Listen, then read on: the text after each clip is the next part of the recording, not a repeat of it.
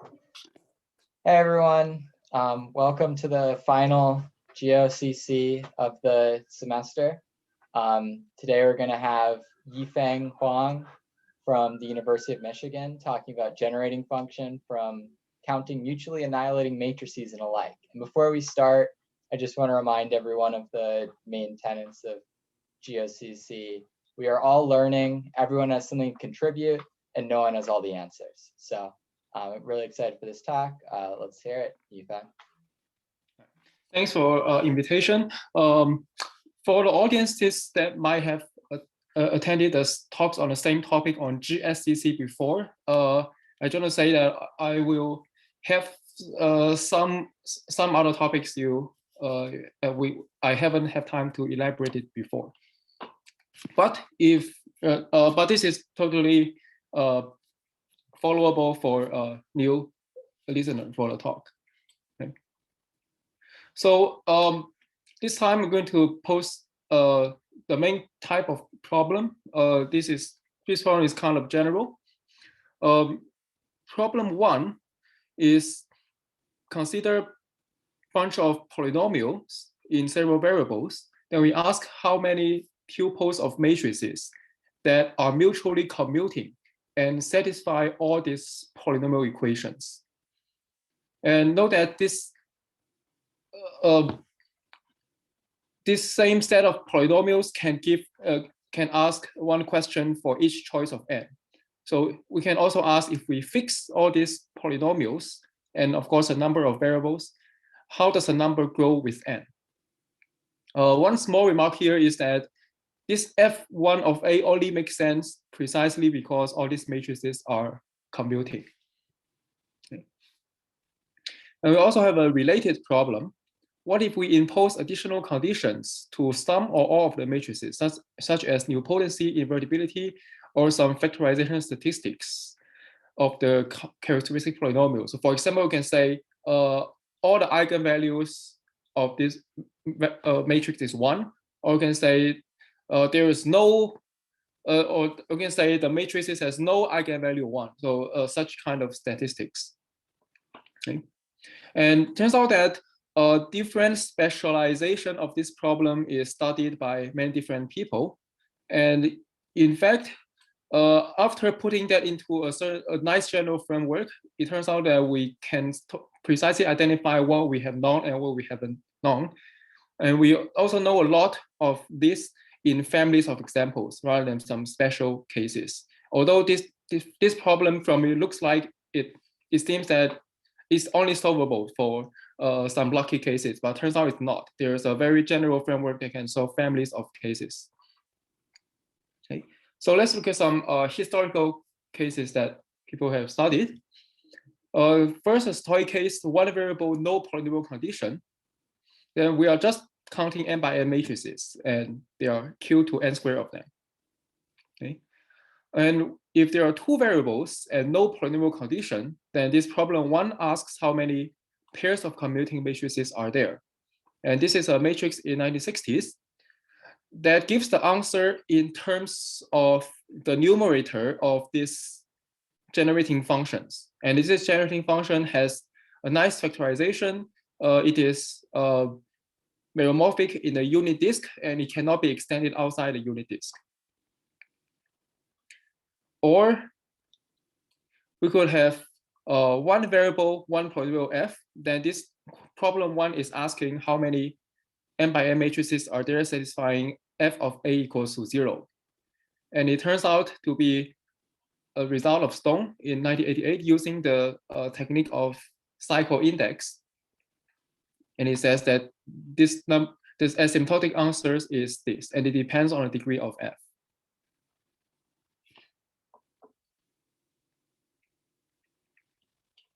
And now it gives some examples of problem 1 prime. If I remind you, it is the same problem, but we add some eigenvalue condition to the matrices.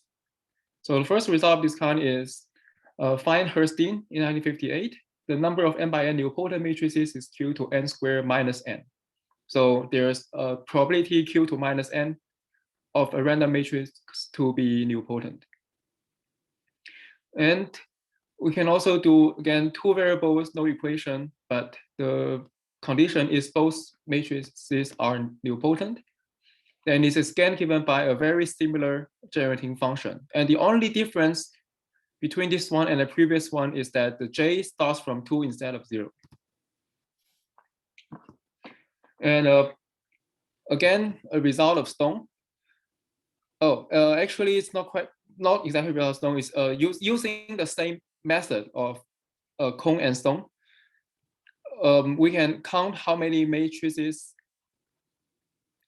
whose all eigenvalues, or in quote, is given by a irreducible polynomials. Okay, and it has this answer, and it depends on the degree of the polynomial. And note that if all the eigenvalues are in P of T, then the matrix must have size divisible by D. So that's why the answer is in terms of dn by dn matrices. Okay. So you can see that this type of the problem one prime is studied more by Kong, Stone, and Fuhrman, etc. When they study different statistics of random matrices. So they can study like how the Jordan form distributes cycle, number of cycles, all type of statistics you can ask. They have a potential to be put into the framework of problem one prime. And there's a question in the chat from Stefan, who asks, what happens in problem one if we consider matrices over C or R instead of finite fields? Oh, this is a good question. So it turns out that so far, we didn't heavily use finite field, except the fact that we can count it. So so in other words, the methods so far are sort of geometric in the sense that if we do it in C or R, we can still get the same answer, except that we cannot count. So the answer must be stated in terms of the class of variety in the Grothendieck ring of variety.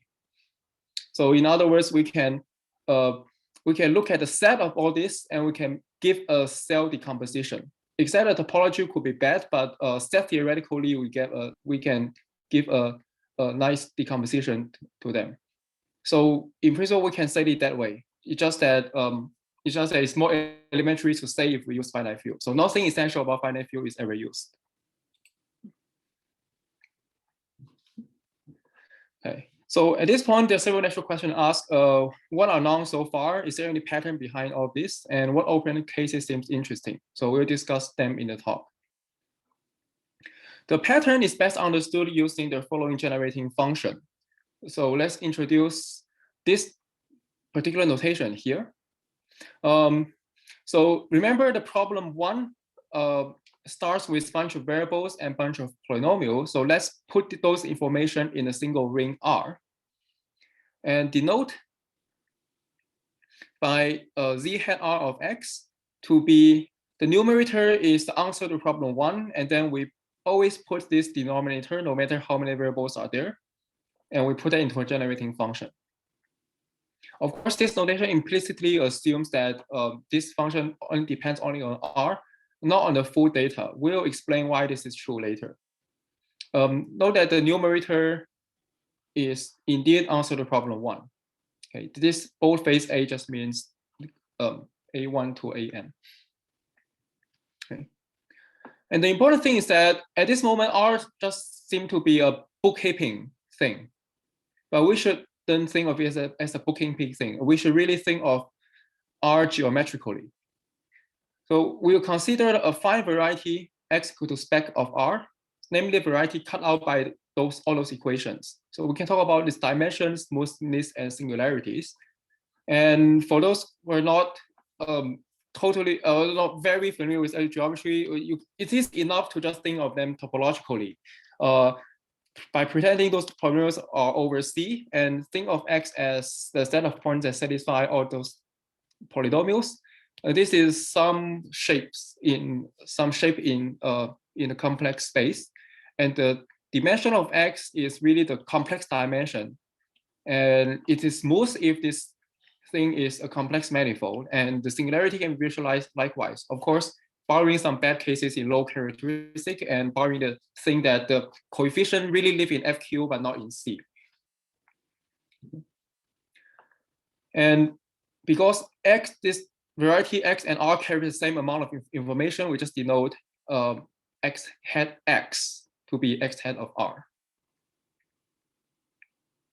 And let's translate some non-cases in this language. So if there's one variable and no polynomial, then the ring is FQ or join one variable T, and you mod out by no polynomial. So it's just FQT itself. And the variety is you have one variable, but no equation, no constraint. So it is the entire one space, which is a line. Then Z hat R will be precisely this generating function. And by the way, this is something we know because we precisely know what, we know the numerator, we know the denominator, and then this is a classical result about partitions and Q series, and you can make this factorization. And similarly, if you have two variables and no polynomial, then the ring is FQUV, and the varieties is a plan denoted by A2. And this find and finds result about counting pairs of commutating matrices is precisely said as this generating function is what it computes.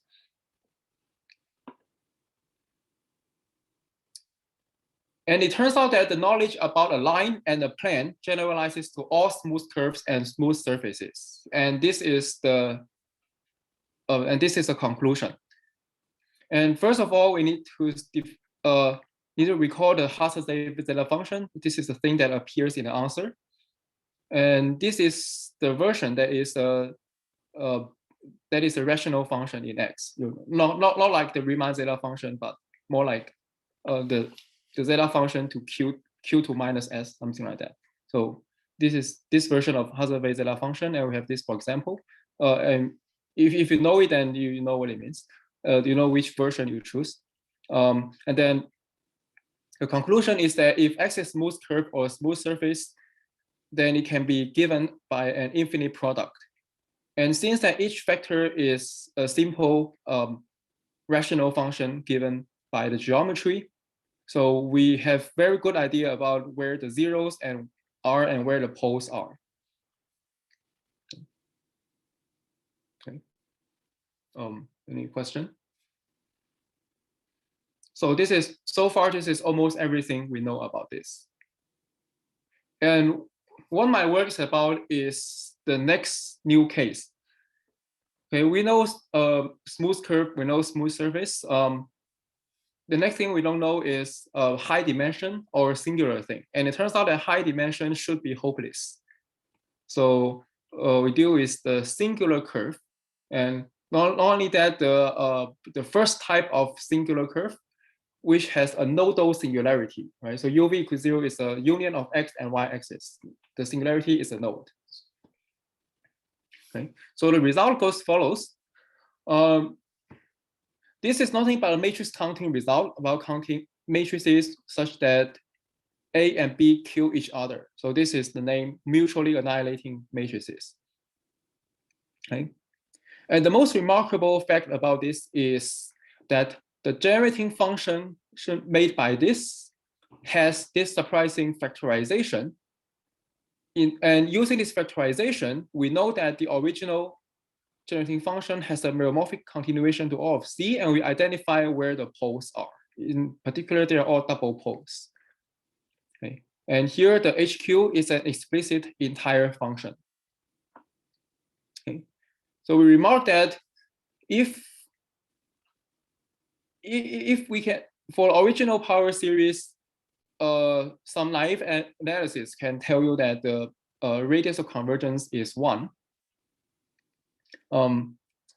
But it is not until you have this factorization that one can show that this this power series has a meromorphic continuation to all of C. and we can identify all the poles. And in some sense, it says some very fine asymptotics about the count here.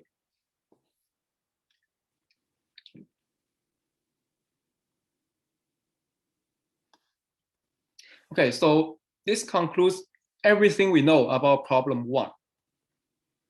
Okay, and we're going to answer problem 1 prime as well. So remember, problem 1 prime is a slightly more flexible problem where you can impose eigenvalue condition. And we answer it using a related generating function, but this requires the language of Artinian modules to state. So here, let R be a finitely generated FQ algebra, so just like the R before.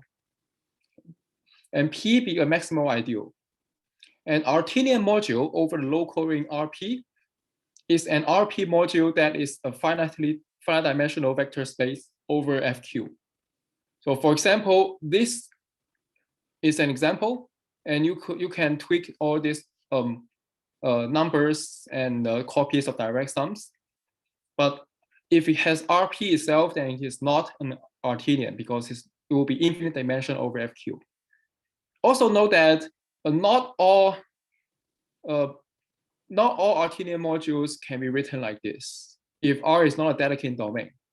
So it is sort of like classification of abelian groups, but the situation could be more general. An Artinian module over R is an R module that is finite dimension vector space over FQ, and it can always be uniquely written as some P and P, where P ranges over a finite collection of maximal ideals of R, and MP is an Artinian RP module. Okay. So in particular, different P do not interact.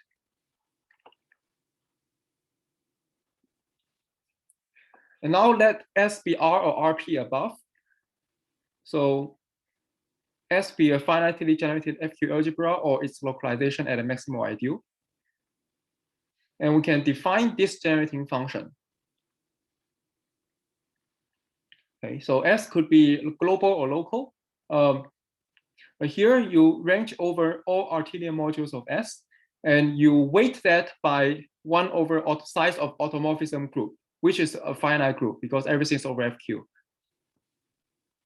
And the power here is the dimension of M as an FQ vector space.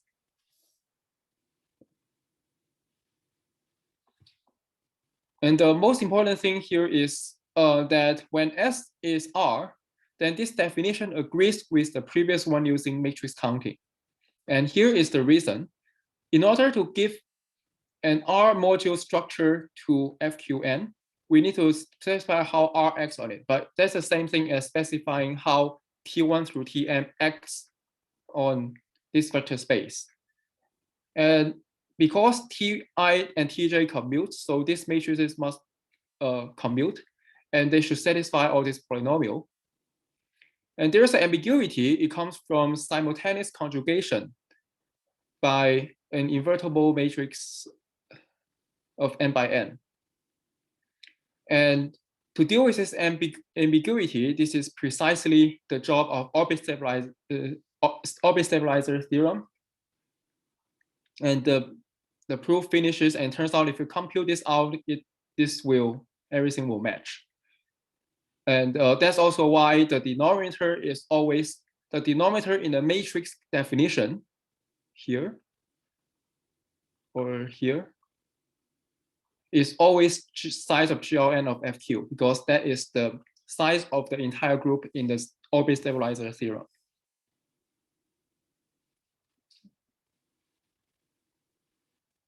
Okay.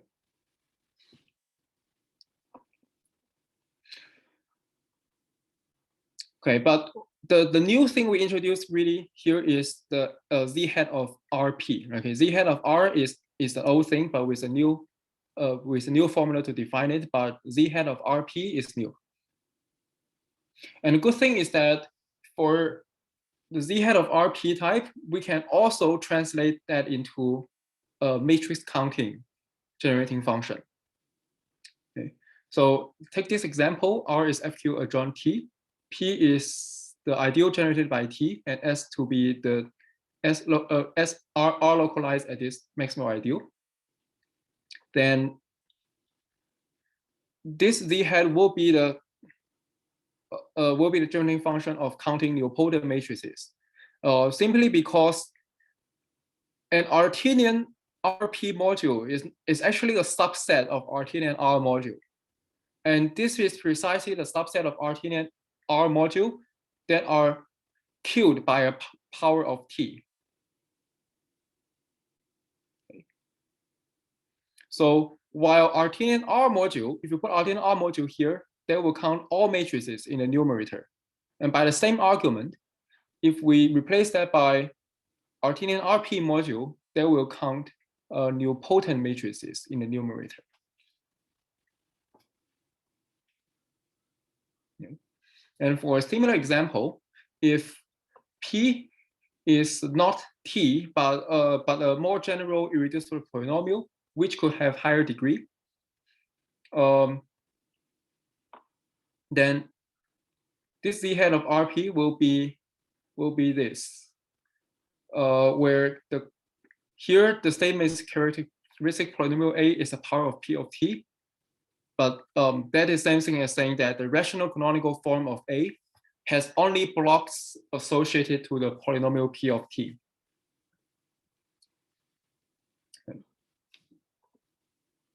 And of course, we will wonder, now you have to rewrite. Now we have rewritten this matrix counting into the Z hat of some local ring.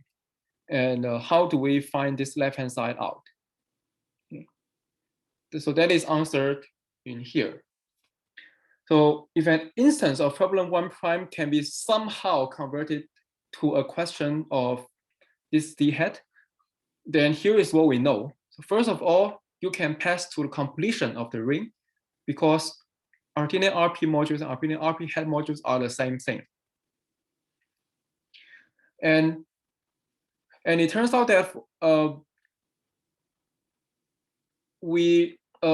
and there are some two known cases about counting nilpotent matrices and counting commuting pairs of nilpotent matrices. And what I precisely said is this. Right? Is this Z hat for FQ double bracket T and FQ double bracket U and B. So they are power series ring. And this actually solves lots of cases already, just because the completion of a local ring doesn't have many type of structures. And when the point is smooth, then the completion will be always a power series ring because of Cohen structure theorem. So combine this, we solve the case of problem 1 prime whenever you can convert that question to a question about a ring RP, and R is 1 or 2 dimensional and P is a smooth point. So any question about these 2 slides?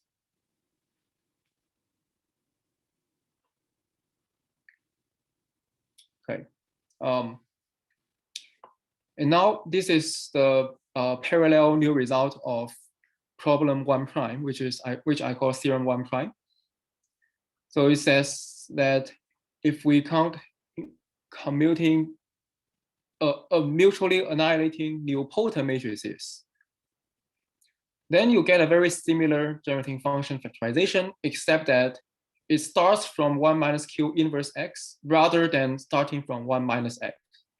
So compared to the previous theorem 1, it has 1 fewer factor here. And HQ is the same. Okay. And we remark that this says something about the weighted count of isomorphism classes of modules over this ring. There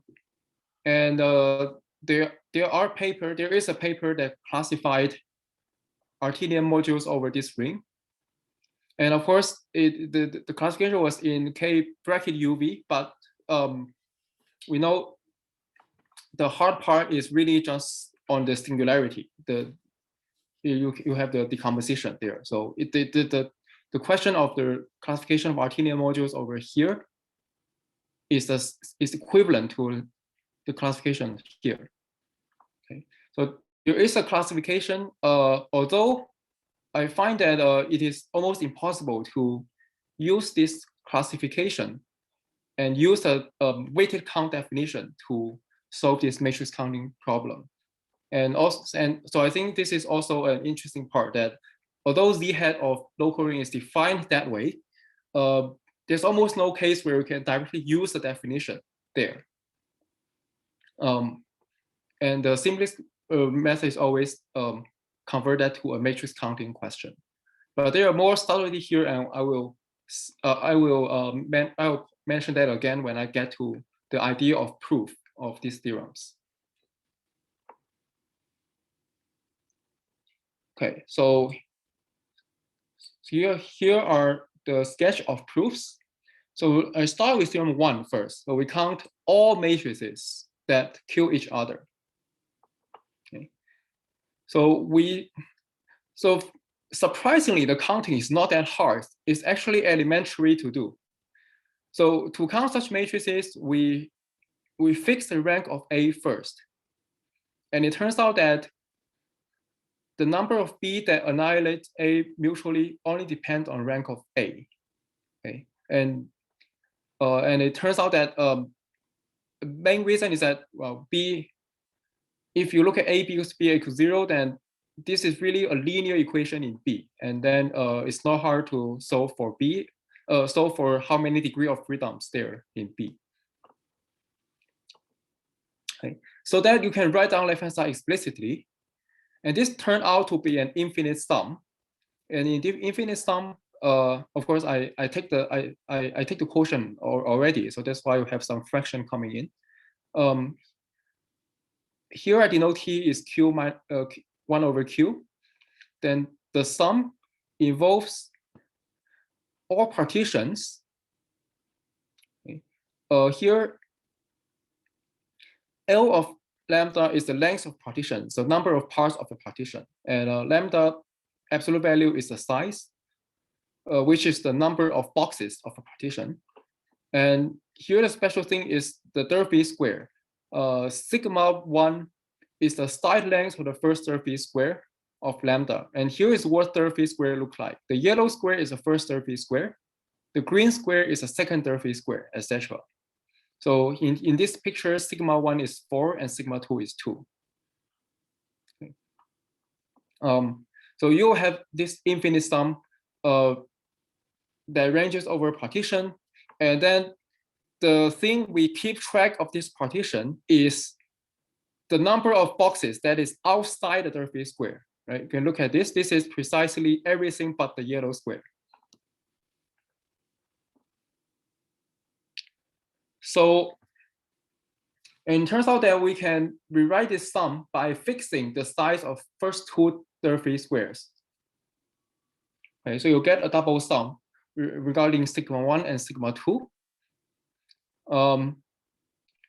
And it turns out that you can reconstruct the original sum by this, because you can say fix the first Durfee square and fix the second Durfee square, and you can reconstruct the rest of the partition by specifying whatever here, and whatever it is down there. So you get several inner summations after these two summations, but this inner summation have a nice formula to sum up. So you only have these two major summation to deal with. Okay. And it turns out that there are some magical cancellations that gives a factorization into this form. And as it turns out, HQX has this form that is essentially T to n squared times xn and multiplied by something bounded. So this gives the convergence of HQS for all x.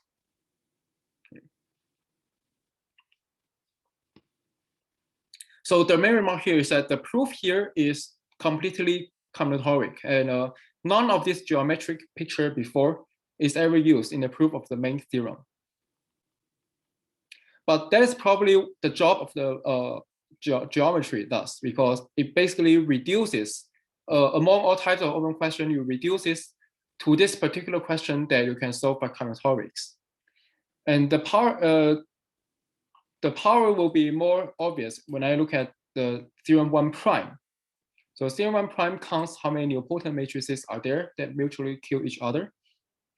And it turns out that the proof with the direct counting will work, but this is much harder than the case of theorem 1, both in linear algebra, classifying all the matrices, and also in the combinatorics. And also theorem 1 prime, this is something I have remarked is about weighted count of modules over this local ring. It seems impossible to use that classification because of complexity, and also we need to consider automorphism group as well. And the simplest proof known to me here is to apply theorem 1 first, and then do this commutative algebra or algebraic geometric nonsense using this z-hat generating function. Okay. So here is how the proof works. There is a nice property about this z-hat function, which is the Euler product. We have this product formula where here R is a global ring. P ranges over all maximal ideals. And then you take this infinite product here. The product works because an Artinian R module is uniquely decomposable into Artinian RP modules. And different P's do not interact when you think about their automorphism groups. So that's why you can factorize. And now we apply this to both. Okay, so when we think about the set of P, it's better to think about that in terms of varieties rather than a ring, because the algebra variety is really the collection of this P, and P corresponds to closed points of algebra variety. Okay, so the collection of P here is precisely the set of closed point of the variety X, which is the union of X and Y axis. And we also apply the same thing to X minus the origin. Okay, so that is everything, every closed point except the origin. And note that if you look at X and Y axis and you delete origin, that is just 2 copies of line minus origin. So when you apply this formula, you can do it in sort of a cut and paste manner, that you get that the contribution of the origin is the contribution of the everything X and Y axis, taken out everything outside the origin, which is 2 copies of A1 minus point. And then this thing is classically known. We see that there's a smooth curve in particular. So we know this part, and theorem 1 tells us this part. So this will give the calculation for theorem 1 prime. Okay, so these proofs I described represent currently the simplest proof that I know of. And there are some open questions here. So the main result can be restated into this. Okay, so UV equals 0. This is the thing about counting mutually annihilating matrices. And we notice that if you divide that by the z-hat of 2 lines, the z-hat of 2 lines precisely contribute to the pole part here, or actually here. So if you divide that, that is just HQX is left, and that's an entire function. Okay, and I think that this sort of has a geometric meaning, because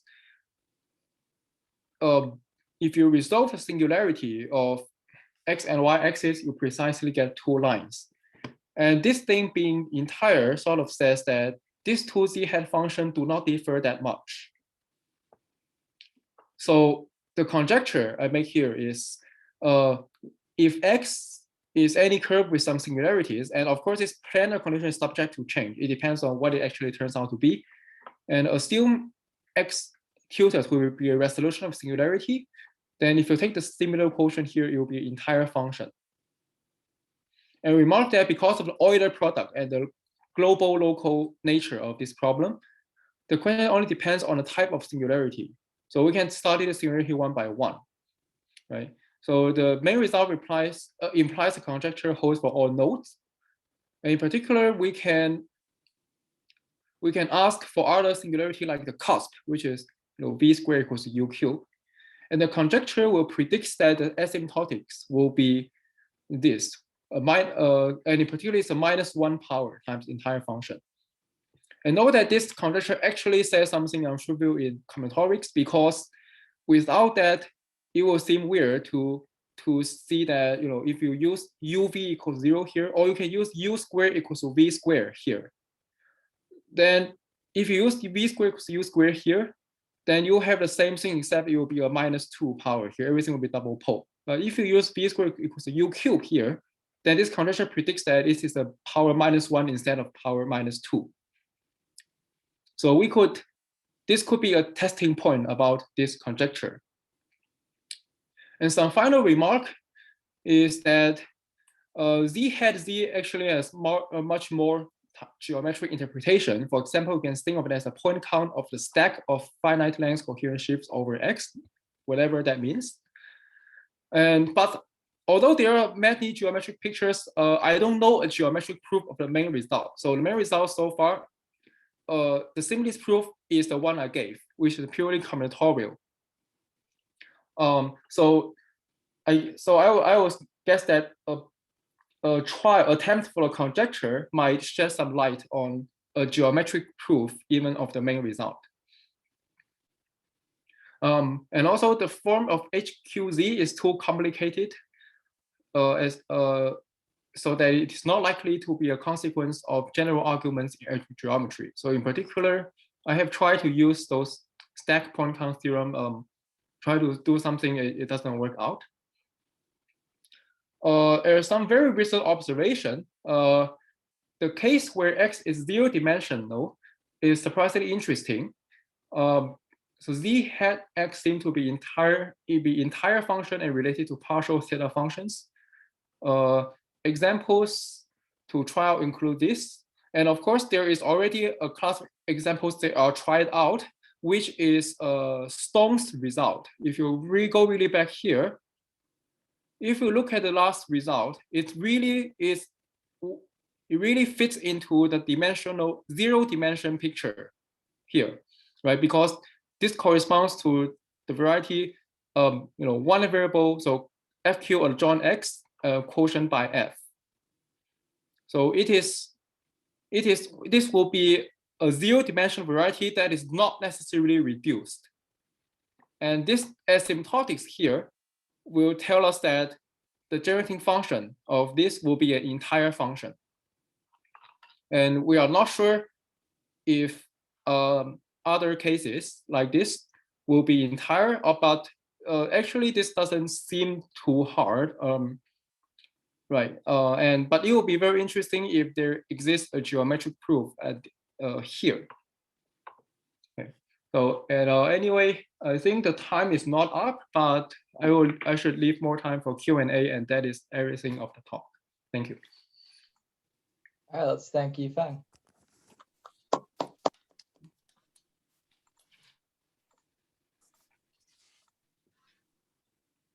And I saw that Dari just asked something in the chat. Do you want to say it, Dari? Oh. Yes, so I'm wondering, do entire functions have an algebraic meaning? So because combinatorially, all power series are equally good. This is a good question. So actually, the question I would say is, I don't know, and I hope there is more than being entire. So for example, we hope something we can say about partial theta function. So maybe there are some functional equation, because from the pattern of their 0, there seem to be some near functional equations.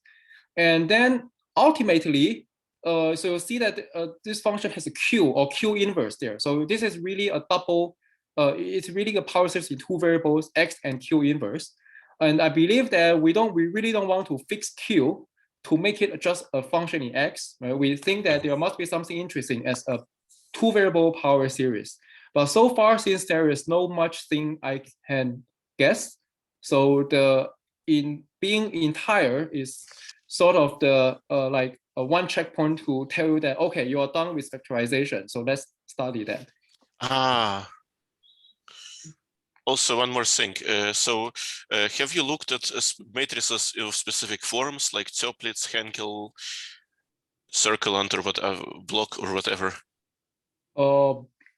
No, I am not sure how I can study that. I'm just asking because there is another bunch of results about like counting orthogonal matrices, counting Toeplitz matrices that are singular and stuff like that.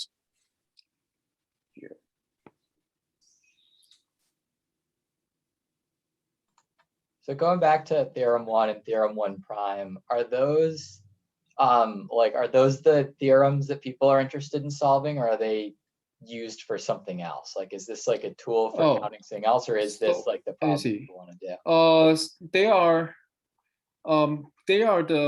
They are basically of itself. So they are itself, and then it is, I don't think people before me has been interested in this.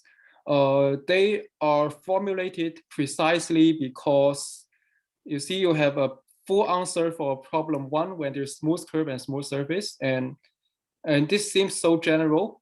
So it seems that there are more cases than we can do, and the next case we can do is theorem 1. Makes sense. Cool. Yep.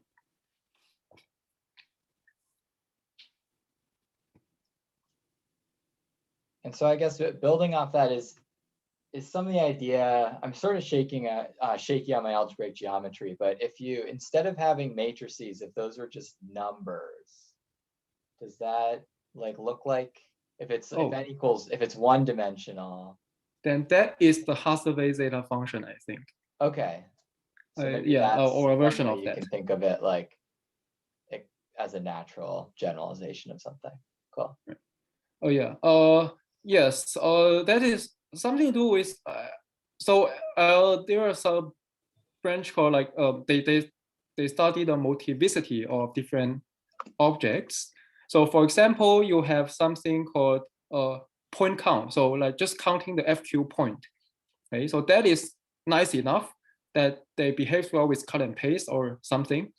And then people invent a Hathaway zeta function that doesn't just count FQ point, but also F of Q to power D points. And then that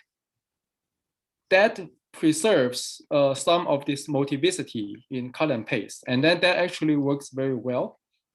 But this generalized this seems to be a generalization of FQ point in other direction. So in that the first coefficient, when n is 1, it gives us FQ point. But when n is more, it doesn't give us F to Q to power n points, but something else. Maybe you can say it's a non-commutative analog about. Yeah. Has any of this motif stuff actually been useful in combinatorics? I think there are already lots of use of motivic stuff. So actually in the cycle index, so in here, there are several works by Kong and Stone in 1987 and 1988. They use something called cycle index, and there are some factorization. And I think those factorization is essentially the Euler product that I mentioned here. And this is motivic in essence, I think. Can you remind me what motivic means? It's one of those words I've heard a bunch, but don't know the definition. So the picture I can say is that motivic is like well behaved with cut and paste. So if we look at here, so the proof here to go from theorem 1 to theorem 1 prime is, it really is the thing that it is behind is really just this. This cross is equal to the origin in the course, union everything outside, Okay. And motivic basically says that some property could be nice enough that they behave well on the cut and paste, so that you can build up the original thing using the pieces. Yeah, that makes sense then. Cool. Right. Oh, right. Of course, there is a danger here in that this point, so in the very strict sense of motivic, like this point must be like just a point, like the point are all equal here. But here, this point, it remembers that it is a singular point in the node. Yeah. So this point is different from other point in context. It has to be put in the ambient space,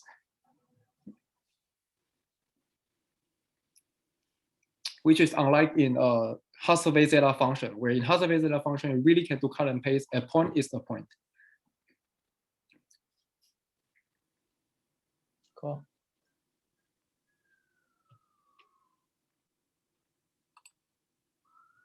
Any more questions before I pause the recording, and then we can go to the secret questions? Let's thank Yifeng again.